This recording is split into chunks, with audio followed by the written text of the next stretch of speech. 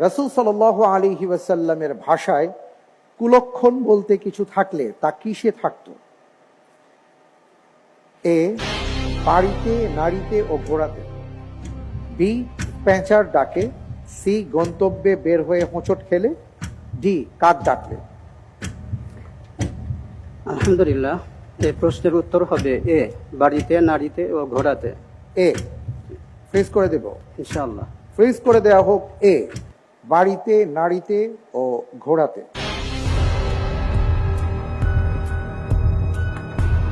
আপনি বলছেন যে রাসূল সাল্লাল্লাহু আলাইহি ওয়াসাল্লামের ভাষায় কুলক্ষণ বলতে যদি কিছু থাকতো তাহলে বাড়িতে থাকতো, নারীতে থাকতো এবং ঘোড়াতে থাকতো।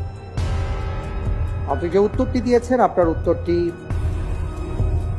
সঠিক উত্তর। আলহামদুলিল্লাহ। রাসূল সাল্লাল্লাহু আলাইহি ওয়াসাল্লাম বলেছেন, ইন কানা শুমু ফি শাইইন ফাফিল মারআ ওয়া ফিল ফারাস ওয়া ফিল মাসকান।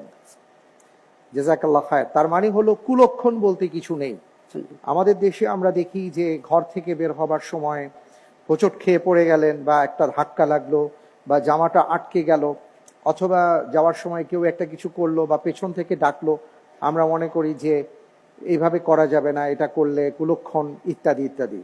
ইসলামে কুলক্ষণ বলতে কিছু নেই। প্রিয় দর্শক, আশা করি আমরা সবাই উপলব্ধি এবং বুঝতে পারছি।